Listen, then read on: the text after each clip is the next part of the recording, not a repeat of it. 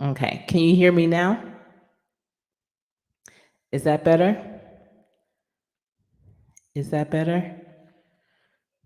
Let's see, is that better? Typing it in the chat as well.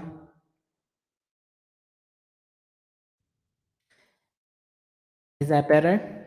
I hope you can hear me now. I'm still trying to figure out this StreamYard, especially trying to do it as a podcast. And I'm hopeful that one day I'll get it all together and it'll be perfect because I was just talking for at least almost 5 minutes thinking that you can hear me. Okay, perfect. Thank you so much, Vernell, for being my mic check tonight. And I just want to welcome everyone in. I am Coach Sherry, and this channel is about business, it's about career and lifestyle. And yes, lifestyle. I always see things in my travels, in my day to day, that can be laced within business and career, especially when I'm coaching clients. And I see things that I'm like, you know what, that's an aha moment. That's a nugget that I can definitely share with others. So on my channel, you'll see a lot of great things, information that you can use in your day-to-day life, in your business, in your career, or with your family. And it's my pleasure to share that with you. I want to thank all the new people that have decided to rock with this channel, and especially the ones that have been rocking with me for so long. I really appreciate your support. I really do.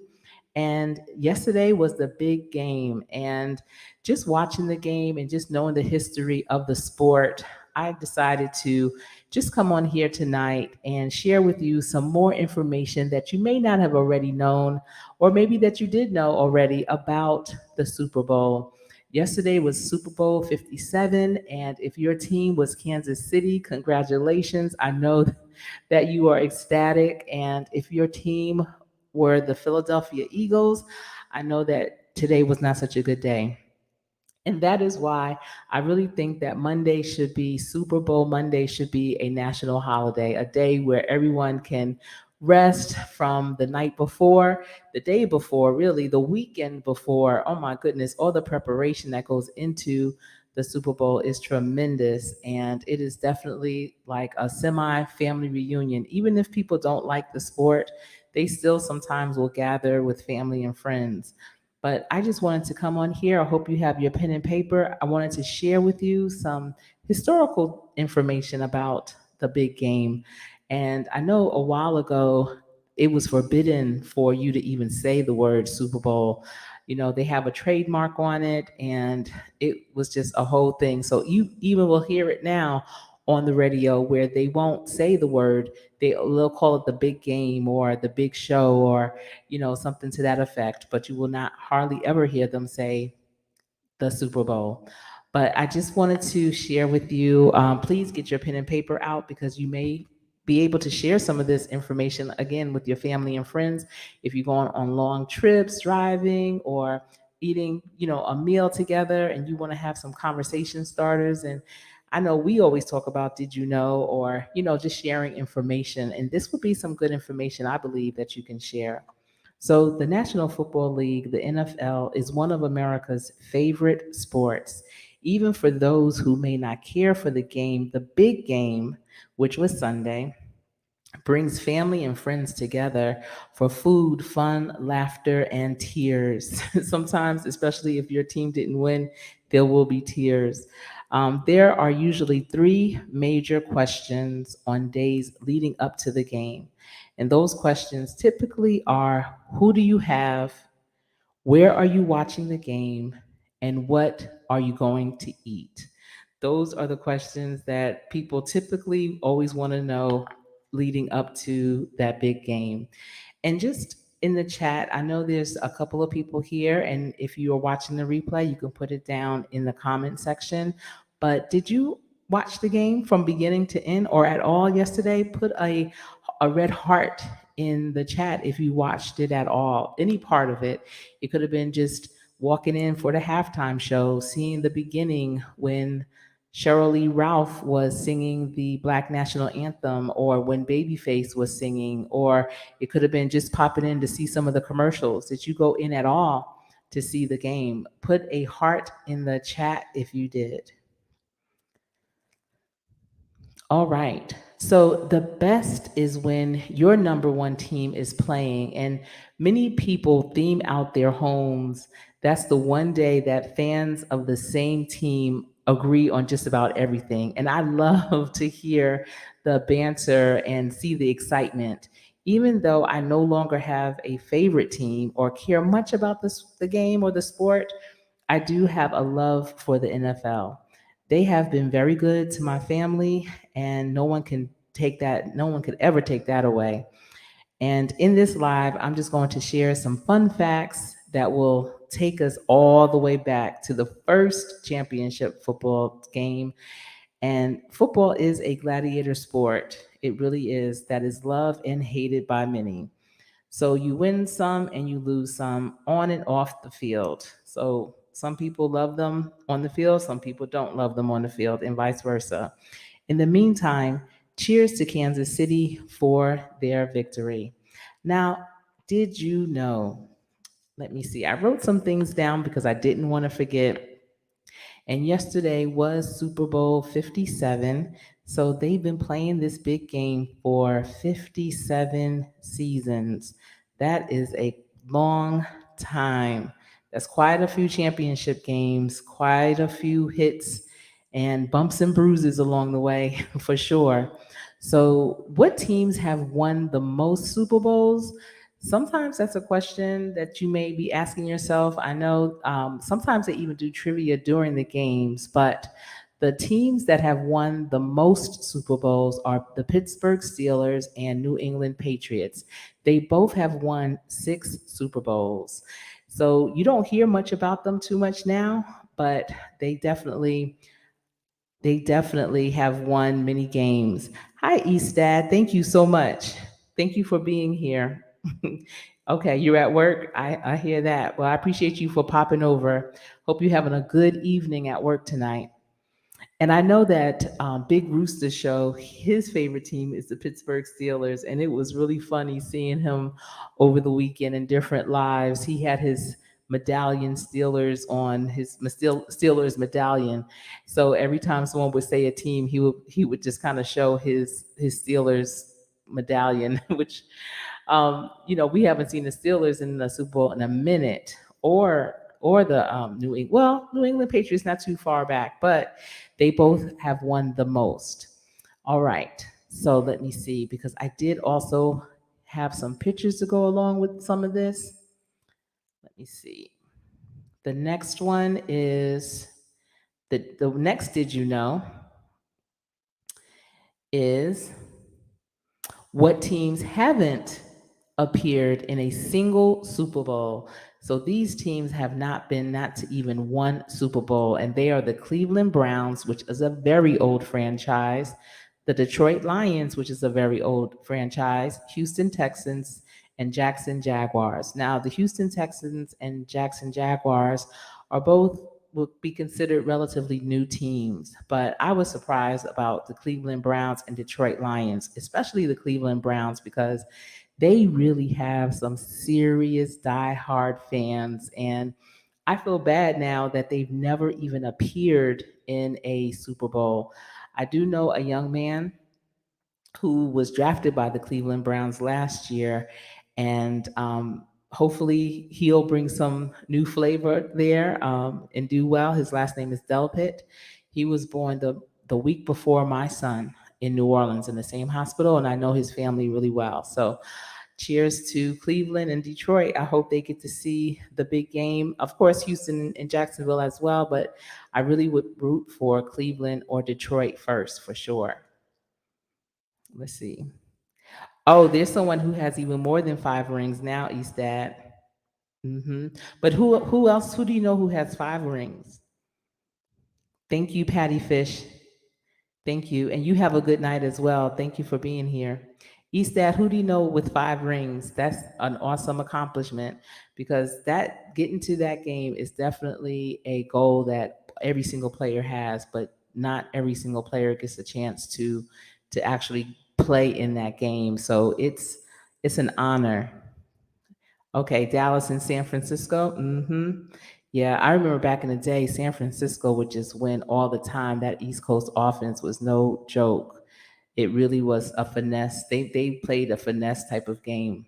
hmm And Dallas, and then you have the Giants, and um, well, of course, the Cowboys. Well, they're not called the Redskins anymore, but let's just call them Washington. Those were all some big time teams back in the day in the 70s, 80s, and 90s. All right, let's see the next. The next, did you know? All right, let me see. I have a couple of images. So, did you know that the team that participated in the most Super Bowl games are the is the New England Patriots? They played in 11 Super Bowl games. That is really a lot. And the Patriots, you didn't hear about them too much. They were East Coast as well, offense. But yes, they definitely have been in the most Super Bowl games. They've played in 11. So your team are the 49ers. All right. Hi, Lisa J. Stocks. Thank you for coming in. I appreciate you for being here. Yes, the 49ers used to be a really good team. I hear crickets from them now. I don't hear much from them at all. A lot of it had to do with their coaching staff as well as the players. There was just a really good combination. All right, so 11 for New England Patriots. Now, let's see. The next one is about the Lombardi Trophy, which is the trophy that the winning teams will receive. And so the Lombardi Trophy weighs 7 pounds, so it's a very heavy trophy. And guess what? Tiffany is the jeweler that makes the trophy. I didn't even realize a jeweler made the trophy, so that was interesting. That Tiffany's the jeweler Tiffany, they are the ones who make that jewelry. And I mean, I'm sorry, make that trophy, which I thought was very interesting. That's definitely a did you know. So don't, thank me if you win a trivia game because of that. All right. So the two cities that have hosted the most Super Bowl games are New Orleans and Miami. Now, I lived in New Orleans for 3 years. My husband played for the Saints, and we were there when I believe it was Green Bay played and won. And I'm gonna tell you, we we were married. We were married for a couple of years by then. We didn't have children yet, and that was one of the best times of my life. Oh, I had some of my very dear friends, my sorors, one of my line sisters to come, and he had one of his former teammates who played at that time for Washington, and that he came and stayed with us, and we just had a ball. It was so much fun. I did a video this morning about it and just was saying how, none of our friends was familiar with the cuisine in New Orleans. And so this was back in 97, I want to say, or yeah, it was like 97. And so I had purchased and had catered in all this food, gumbo, etouffee, po' boys, just crawfish, just all kinds of New Orleans cuisine. And the Super Bowl is always around the start of Mardi Gras, just around that time. And so I had purchased all these different king cakes that is a very popular dessert during Mardi Gras time, and they have different fillings. So I got all the different fillings, and it was just such a good time. We went out. We would leave the house at like 1 o'clock in the morning, and it was just nonstop. And I felt like New Orleans was the perfect city because it's such a small city, so it was contained, and you could easily walk to the next spot. You didn't have to always drive. And I feel like Miami is like that too. So I definitely get that. I can see them being very popular. But now that Vegas has that beautiful stadium, oh my goodness, I was over by there last May and I was just amazed at that stadium. I can see Vegas being very popular as well. I had a lot of friends in Arizona asking me, was I coming this past weekend? And I was like, my days of going to those types of things are long gone. Oh my goodness. But I'm sure everyone had a good time in Arizona as well. I see Sunshine Films is in the building. Hello, great to see you. I love that video of your children and you. It was almost like an introduction to your family. I really enjoyed that, definitely.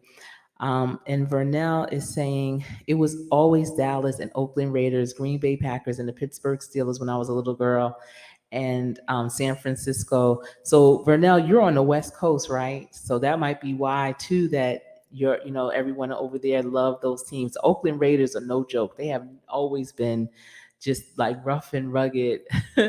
I love that they are in Vegas now. That seems like the perfect spot for them. Eastad is saying the 49ers lost to the Eagles in the championship game this year. Oh, yeah. Wow. I'm sure you were not too happy when that happened. Yes. Yes, Vernell, Tiffany, the blue box Tiffany are the ones that makes the Lombardi trophy. I was really surprised at that. And Eastad is also saying that the 49ers were in the game before the Super Bowl in 3 of the last 4 years. Unfortunately, lost all of them. See, that's the thing. It's hard to remember who came in second when there's that winner. I don't remember. I never remember who lost in the Super Bowl. I only remember who won that Super Bowl. So that's good to know. Thanks for letting me know. I know you're like, wait a minute, Sherry. Don't try to shortchange my 49ers. They were in it. All right. Well, that's good. I hope that they get back and win the next year. Well, next year, hopefully. All right. Let's see. So we were talking about rings, and I know Eastad said he knows someone with 5 rings.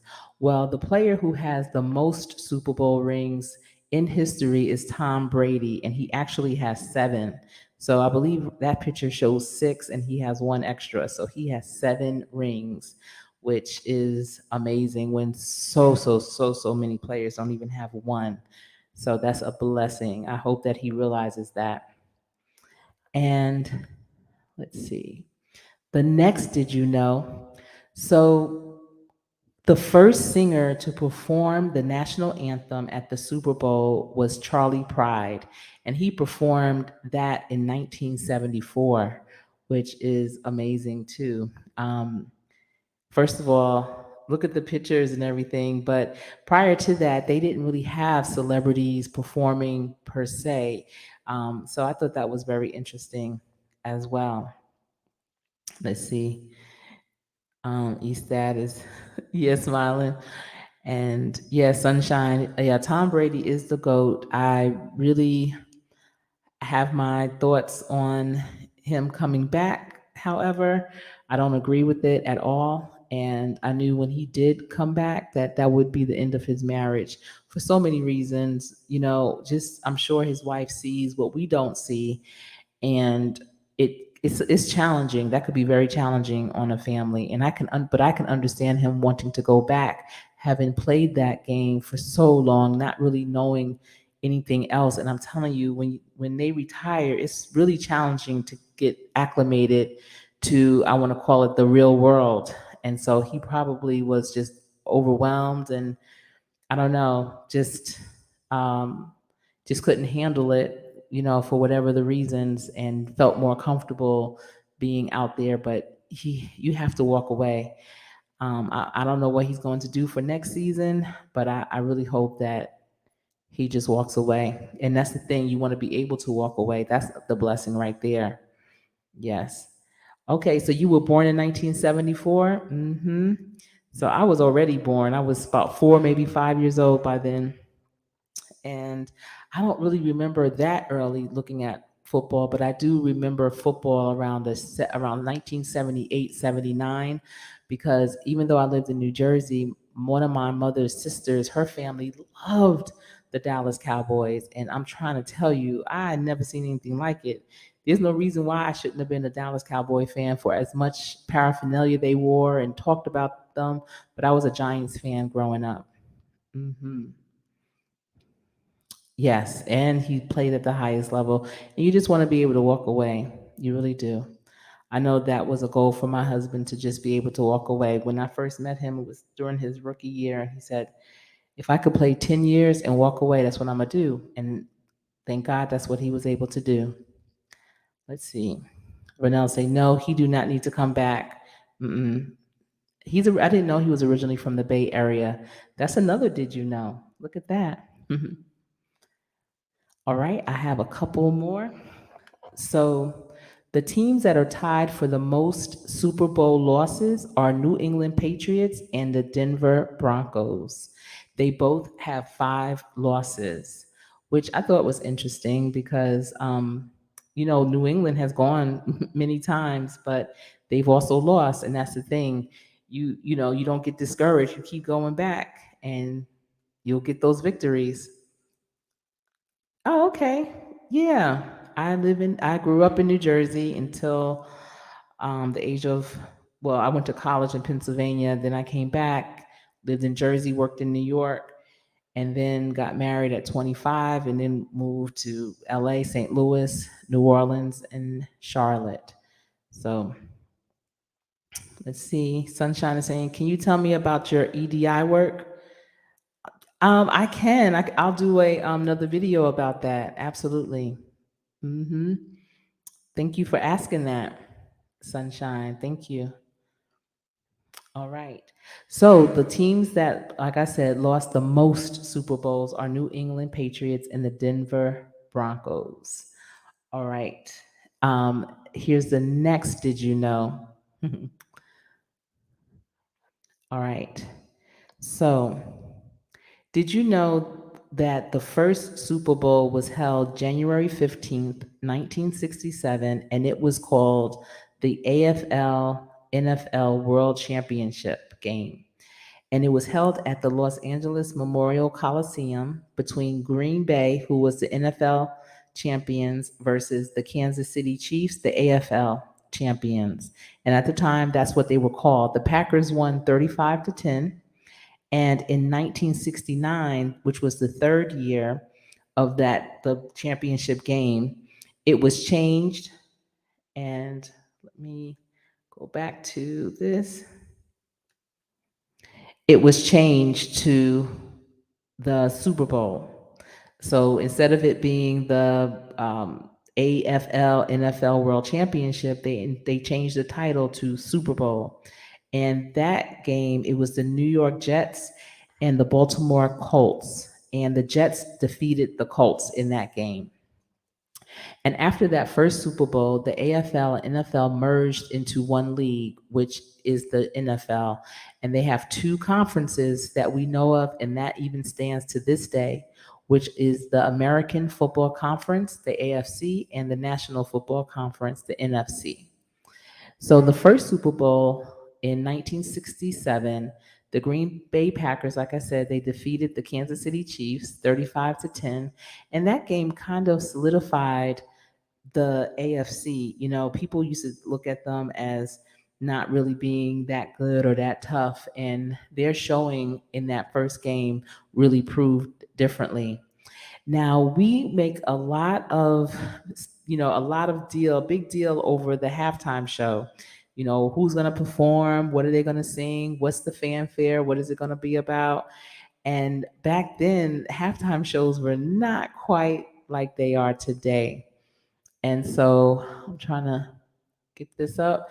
And I hope you can see what this is on the top. So the halftime shows changed in the 1990s, becoming part of the pop culture.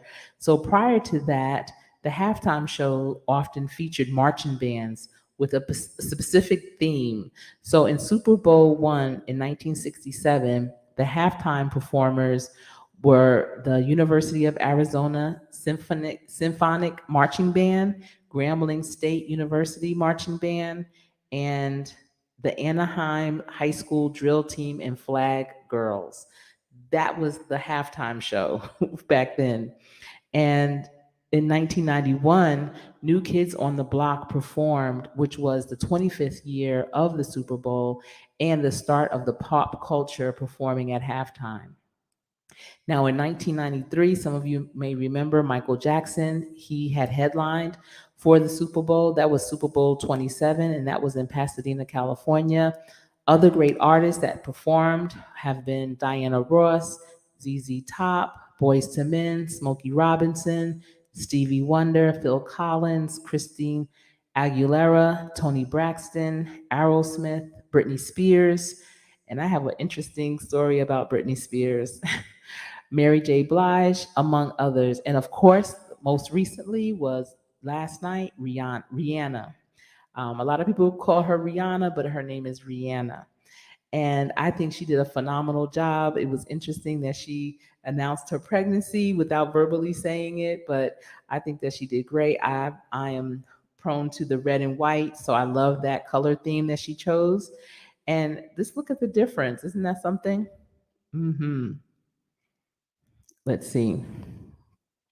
And Vernell is saying, I heard about from my dad that in the biography of the NFL, my dad used to work with the Oakland Raiders every season. Okay. Now I remember my husband was the last LA Raider and the first St. Louis. I'm sorry, not Raider, the last LA Ram and the first St. Louis Ram. And I remember in LA, the Rams were home, but the Raiders came to their stadium to play. And my husband was like, "Do not wear any Rams paraphernalia, nothing with the Rams." And I was like, "What? It's you're home." He was like, don't wear anything." And I'm so glad I listened because those Raider fans, they came, even though they weren't the home team, they took over that stadium. I was like, "What in the world?" But yes, thank you, Sunshine Films. Thank you so much. Yes, please, if you're entering the building, please be sure to give this video a thumbs up. I appreciate everyone for tuning in. And if you are watching this replay, be sure to give it a thumbs up and leave a comment of what you thought about this. Did you know information about the big game, about Super Bowl 57? And before that, because this is really historical. Thank you so much. So yeah, so look at that difference in the halftime show. Hi, Brown Gal Peace Lounge. How are you doing? It's great to see you. It's great to see you. Hope you're having a great evening. I actually listened to one of your videos tonight to unwind after work. It was really nice. So thank you again for your fire content for sure. All right. So we also look nowadays the at the games for the commercials. And I just want to share this commercial and see if you all remember it. Do you remember this commercial? This was back in the maybe the late 90s or so. But I just wanted to share this one because I went to college with the one in the yellow shirt in the middle, number 12. His name is Fred. We called him something else in college. I'm not going to say it out here because I don't think he goes by that nickname anymore. But this was that What's Up commercial. And it was always exciting for us because, we all knew him very well to see that, him and his friends were able to make a commercial that made it like that. But commercials are also a highlight. And in 1967, the average cost of a 30-second commercial was $37,500. And for a 60-second, NBC charged $75,000 and CBS in 1967 charged $85,000. Now today, ad space can be priced as high as $4.5 million for 30 seconds. That is crazy. And I really want to know what the return is when people, when the companies pay that much. It must be amazing because they're paying it. So, yeah, you remember that commercial? Yes. And Renell saying, "Yes, coach, I don't know what it is about the Raiders, but they got some strong fans. They really, really do. Absolutely." Mountain of Inspiration. No, it's not over. I'm almost done, but it's not over yet. And I appreciate you for being here. Thank you so much for joining in. Absolutely. All right. So those are the commercial prices. And let's look at the cost of things on the football side. Um, Let me just get it out. Think that's it. Yeah, it's all about the Benjamins. Remember that rap song? It's all about the Benjamins, baby. Yes. So the cost. So today's Super Bowl ticket prices go for $3,464 to $470,410. So that's a big range to be in the same building, basically, from 3,000 to 400,000, half a million almost. Now, in 1967, the tickets were $12. just $12. And in real life, each player, whether their team goes to the Super Bowl or not, they get 2 tickets. And if they don't want them, then they have to surrender them or, turn them back in. If they do want them, then they're charged for them. It's taken out of their pay. So I don't know how much they're going for now for the players, but I know it's not $3,000. Of course, those are inflated prices, bootleg prices. So, in terms of the players and how much they get when they win the Super Bowl, each player on the winning team receives $157,000, which is which is 7,000 more than last year. And the winners next year will receive $164,000. So it's going up a little bit every year for them. Players on the losing team will receive $82,000. So if Eastad is still in the building, that means last year your 49ers, they got the 82,000. Um, and then I also wanted to just share this as a little known fact that a lot of people don't realize. But as an athlete, when you play in the different states, you receive a W 2 for each state that you play in. So you really have to have a tax accountant that understands the tax laws in each state because they have to file for you in each state. And that is so important. A lot of people don't realize that. Hey, Motivation, the weightlifting geek. Good evening. How are you doing? Good to see you. I see Shawana Creative Circle channel is in the building as well. Thank you so much for joining in. I am just doing a video on the little did you know things about the Super Bowl, just giving some history and some information. Yes, Sunshine Films, the government has to get theirs for sure. And that's the interesting thing. A lot of people don't realize that. I mean, it's just like if you were working and you were working in another state for a long period of time, you have to file for that state. But, even though they are only in that state, really maybe 48 hours, it's significant. So, like I said, they are receiving 164,000, or I'm sorry, 157,000 this year. Next year is 164,000 for the winners. That's really a drop in the bucket. Many of them make way more than that every 2 weeks, during the season. So, but they still have to pay taxes to, now they're going to have to pay taxes to Arizona on that money that they earned, which I thought that would be interesting fact for you all to know. But let's see, that's really all that I wanted to share tonight. And I know that there's so much more. There's so much things regarding the teams and the history of the sport, the different things that have gone on around the league. I've experienced some very interesting things, especially close to our last year, our second to last year. I was here with, I don't know if any of you remember Ray Caruth in that situation when he had his girlfriend murdered, and Fred Lane, he was a player and his wife murdered him. And it was all really at the end of the same season. It was really a roller coaster. And they were all on a team with my husband. So we were right here at it. But that wasn't what I was going to talk about today. I wanted to share with you, did you know? But I just wanted to let you know there's way more to come, not just on this, just on many things with business, with career development, with lifestyle, with EDI, like Sunshine wants me to talk more about. Definitely economic development is a huge thing, as well as workforce development. Those are both my passion. It's all about supporting your community, creating paths and ways for the community. And I'm just honored to be in a position to be able to do that. And let's see. Brown Gal is saying, I'll be watching the replay to catch the beginning of this live. Thank you so much, Brown Gal. I'm trying to tell y'all, please bear with me. The beginnings of my lives are a little on the sketchy side where you can't really hear me because I'm still trying to navigate the StreamYard, because I do want to make my lives more like a podcast. And I wish I could do a real slideshow, maybe even a Prezi presentation for you, because I really love showing images. I feel like my other recorded videos, you can see me, and on my shorts, you can see me. So it's no need to always see me. And I think images just really help tell the story even that much better. And okay, you work in that field now? I'm a facilitator along with, okay.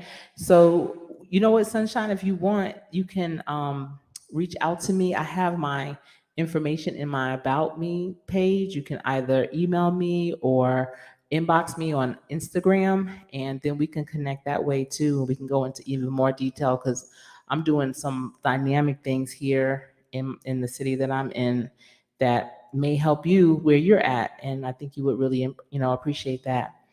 I see Rudy is in the building. Thank you for the time check. Um, I'm in Eastern Standard Time, so for me it's 10:07. But I appreciate you for being in the building for sure. And I hope that everyone enjoyed your Super Bowl weekend.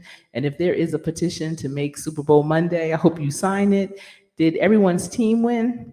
What team were you going for? Even if your team wasn't in it, people typically will select a team. And most of the time, when people don't have their team in it, they'll select the underdog. And I believe the underdog was Kansas City, wasn't it, this year? So, what team did you have, and did they win? I see Odom's Homestead is in the building. Hello, welcome in. I am just winding down right now, but I appreciate everyone for coming in and checking me out because you definitely could have been anywhere else. I typically do not go live on Monday nights. My weeks are very jam packed, but I do know the value of going live. And I absolutely could have recorded this, but I did want to interact with you. This gives me so much life, just to have this conversation with you, and especially the ones that come in after, they're just as important. So thank you all so much.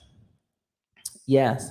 Okay, Sunshine, definitely. I think you'll be very, very pleased with what you hear. And I also would love to hear the things that you're doing, because this is an exciting time to help those that are unemployed or underemployed, or even the ones that are already, in a career, but they just may not be in the one that's the right fit for them. Um, Trust me, it is possible to do what you love. You just have to know what it is and how to connect it to who you are. And a lot of people don't know that. Many people are in careers because they were told that's what they should do. It's maybe the only type of career that they were exposed to, or they did it well. So people told them, you can do that for a living. But that doesn't always mean that that's their passion. And it's absolutely possible to work within your passion. So when I did my blog radio show, which was on Talk to Me Sports Radio, that's one thing that I did do. I interviewed players, former players from basketball and football, to see like life after sports and how sports has helped them in their next career to do things that they love. And so, there's always that spin-off of, okay, I played this sport, I was competitive, and there's so many other things in life that you could be just as competitive in. For my husband, it was purchasing real estate, getting the bid and winning. So that was really important. My kids, they all played sports, and so they are in positions that they kind of have to be competitive in. My youngest, even though she's still in college as a junior, she loves to do competitions where she's making all this money, winning these assignments from businesses that she's helping them with their marketing. So um, okay, you found your calling late in life. It's never too late, Sunshine. It's never too late. I always tell everyone that you know, as long as you have life, live, and as long as you live in, you can do it. It's just a matter of you knowing that that's what you do, because you absolutely can do it. It's all possible. And sometimes you get that experience late in life because um, of the experiences that you've had, and those experiences will lead you to that perfect opportunity that you may have walked by it, you may have not even considered it, but because of your life experiences, you recognize that this is a good opportunity. I know what I'm doing. I never thought that I would be doing it where I'm doing it and for who I'm doing it for, you know. But I am, and I love it. And so that's the beauty of it. Just go for it. I call it, walk by faith, and just go for it, because you just never know. Yes. And how are you, Boss Life Online? Thank you for being here. Anything is possible if you just believe. Yes, if you just believe, you take action, and you can do it. I have a whole series on goal setting that I definitely am going to bring on here to go more in depth with it so that it could possibly help others, because I found that people set goals and they'll say, "Oh, I want to do this, I want to do that," but they have no tactics. They have no strategy around it. And you have to have a strategy, and it's not just one, it's many, and it's layers, and you have to be realistic with it, but you also have to be very intentional. And that's the important piece, is being intentional. So I hope that when I do bring that to pass and bring it on here, that it will be helpful to all of you. Um, and definitely have your pen and paper ready. I'm telling you, if you don't have a YouTube notebook for when you go to people's lives or look at their videos, I don't know what you're waiting for. You really need to have something that you can go back and reference. And so I always find that having a notebook that's designated just for YouTube is so important. And I know we have gotten used to maybe taking notes on our computers or on our phones or tablets, but to have the written word, to really write it out, is more powerful.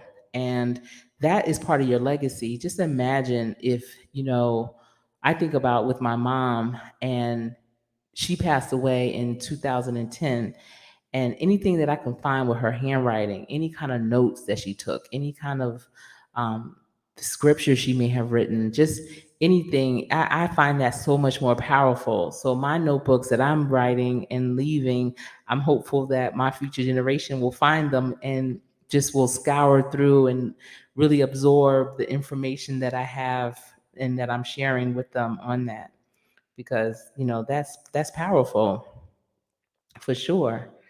you know um I'm trying to see how I can get. I'm going to get this one day, you all. I'm going to be so good at StreamYard, it's not even going to be funny. But I appreciate everyone again for being in here. I know that some of you were hopping in and out because you probably are at work or it's late. I know it's late for me. It is 10:16 right now. And it's been my pleasure sharing this information. If you did not catch it from the beginning, I encourage you to check out this video from the beginning. I believe I shared some pretty good things, did you knows, trivia, some little known facts about the Super Bowl. And again, yesterday we just celebrated the Super Bowl 57 with Kansas City winning. And, a lot of things are changing even within the NFL with the names. Everyone's being more more alert about words and diversity, equity, and inclusion, and not really accepting things just because it's been that way for years. We have the Redskins, that name has changed, the Kansas City Chiefs, the Chiefs, that's changed. So it's a lot of things that's going on, and I find it to be very interesting, especially in our community. So at any rate, I just want to thank you again. And until next time, because that's all I have for you today, I look forward to sharing more with you at another time. And have a great evening. Come back and see me again soon. And I look forward to seeing you again. Thank you. Oh, okay. I see you, Brown. I am enjoying the trivia life. Thank you. I will. I will. I'm trying to, you know what? I'm trying to find my lane, Brown Gal Peace Lounge. And, a lot of lanes are filled up. They're not all taken because there's room at the table for everyone. But I'm trying to find my lane that, people can receive the information that I'm going to share. So I appreciate your support for sure, and everyone's support, not only in this live, but also those that are watching this in as a replay. So thanks again and have a great night. I am Coach Sherry.